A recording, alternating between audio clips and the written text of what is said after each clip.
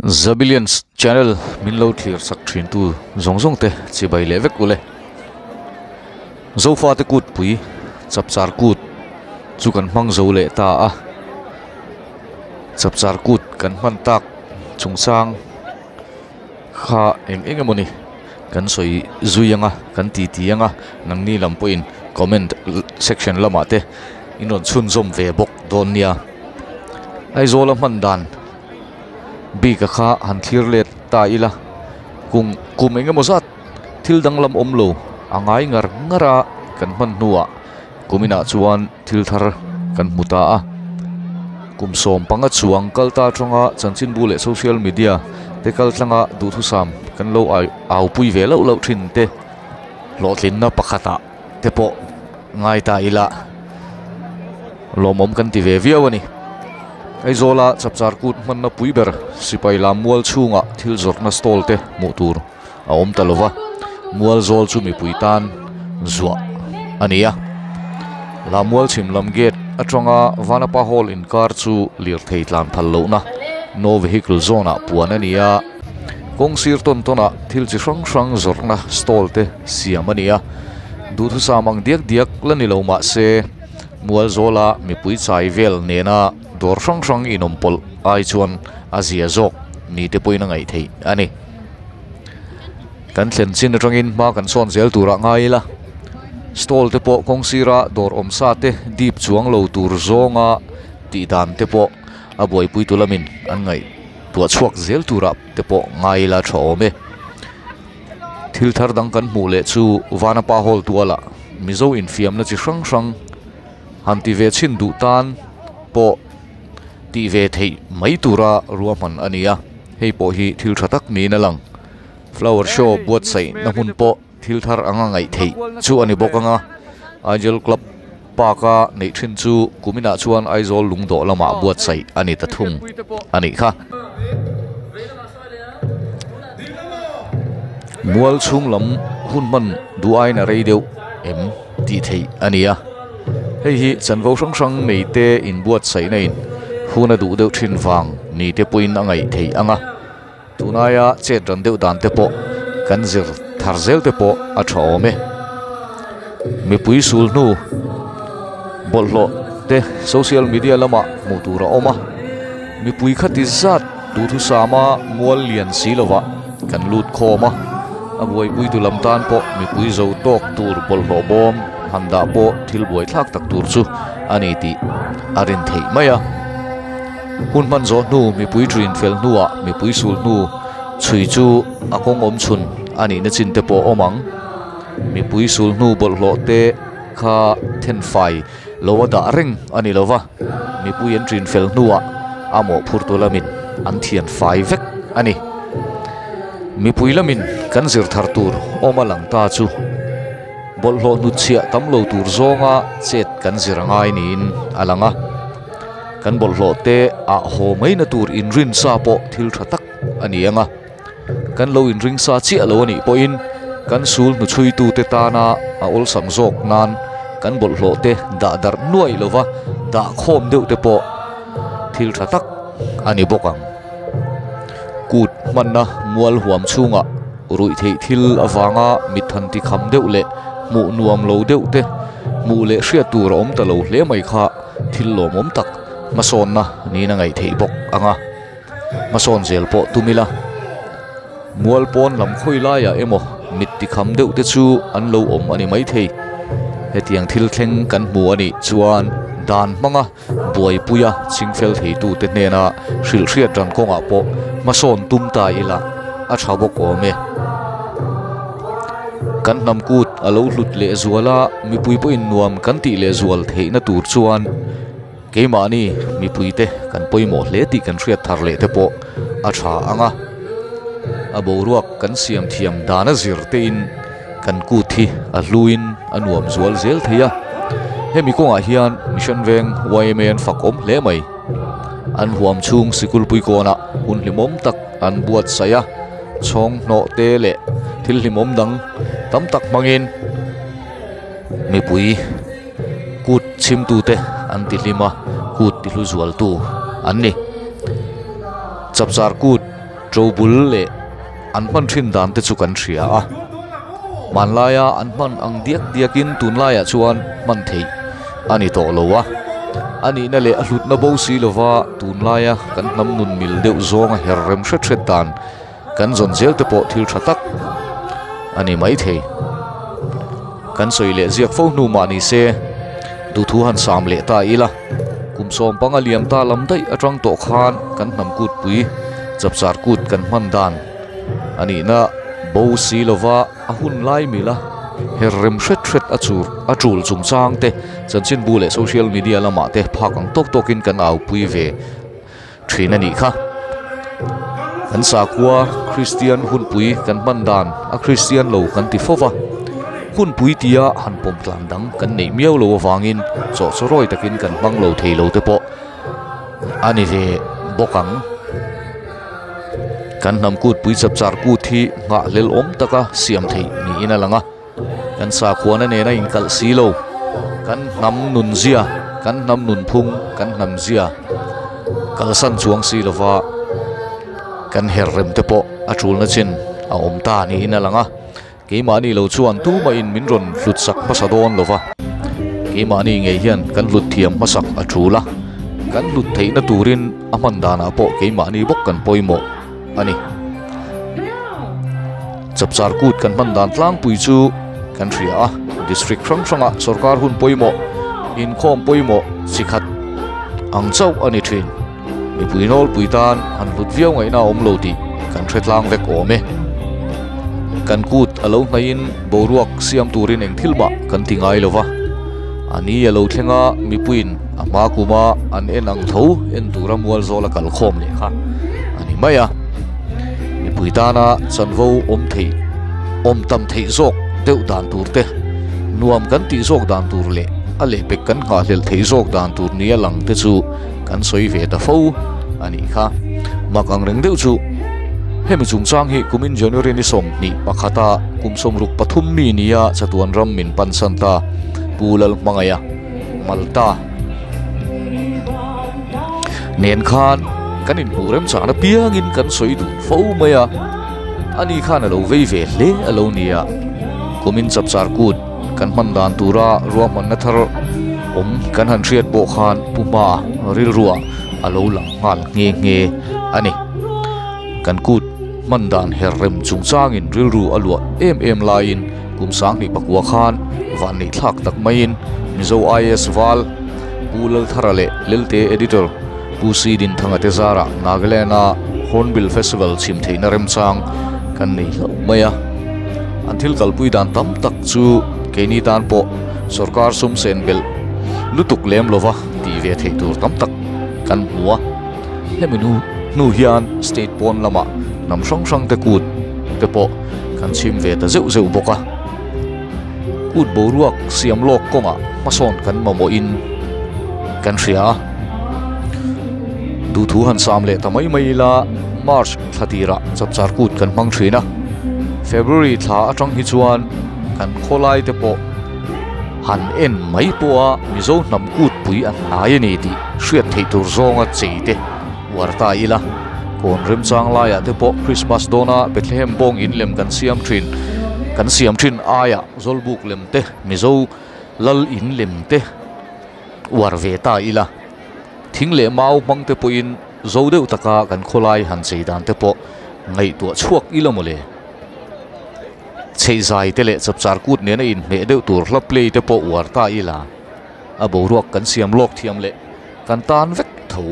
ani don sia thei ni pheiselang chuan christmas le kum thar te ko ran tin veng tin khotinin kan mang ang hian YMA, YLA, MTP ani emo VC local council te kai hruain chapchar kut po khot tin veng tin a hian mang thei ta ila chung tinin mani rem chananga tholom te po tho ve in kut ruai te po the thei hialila tunai hian nuam kan tin kan hlutin kut po kan ngak lel nge in rinom tuna hi chuan sarkar kuta hian kan da deuh topa sarkar ta ani lova nam kut mi pui ta ani na hian chiangila nuam kan tin kan hlut le zual nge in rinom cút nia làm mual hi chu rimoi lambi ka tan zuwa top mai la nile ngin zai le lam kha top mai sela mun matha dang kan nei ma chuan Christmas le kum thar dona lir thei tlan phal lo na no vehicle zona kan puan thin lai tho hi no vehicle zona puangin kong kama eile in tur zo tak mi zo cho me le eile in chi sang asiam dan sang asiam te man tlom taka leya han e ngal mai thei tur te po kha thua ta sela anuam viawin rinom kan nam lam chi sang te po lam wala midang tel ve thei lo tura mi pui en tur ringota tilovin kong dung zau rem chang la ya lam chi sang mangin wai member te lo lam mai sela lam ve chin du tan po zom ve mai thei zel ni bok sela mi puin nuam kan ti hle in rinom bok e khai du thu kan sam sa tama ma e kan du thu samang zong te hi voile khata ti hlotlin ngal ngot chi po ani lawang ata tola herrem shet chi ani mela tin kan du thu sam le ngai dan te hi adikin a thaber lo thei kan ngai dan le du thu sam te comment section lama clear tu ten tho khom zelila a tho me kan chap char kut man dan tlema herrem deu chungchang vmm tu puma ben timayang malta benin puma telova mi puima anin lan masak ber natur hilo thlir hovila tuntum chap char kuta malta ben zai hi ngai thazui tiang o chim hinwa chuan mizo ben zinga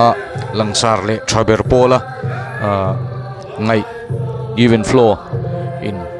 puma shred ring na nipa forma chapchar kut mang tu te puma hlamanga malta hlamanga mi puyen oina kan ngai thazui le don nia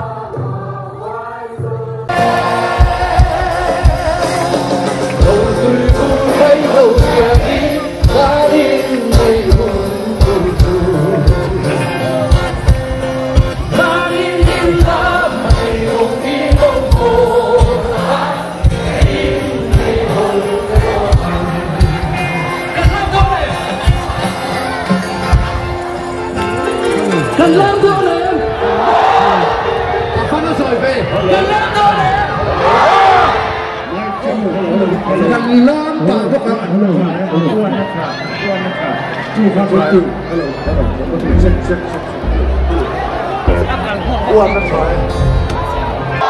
Hello. Hello.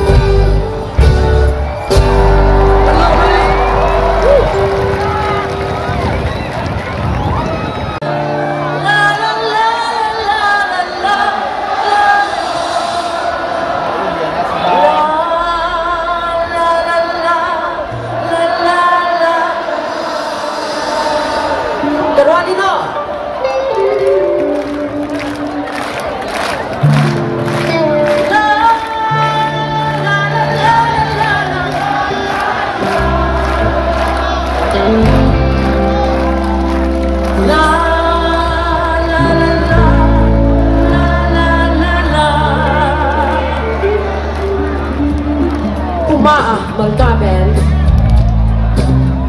Mimo dan Santa dan lo tribute rock dulu tahu Liana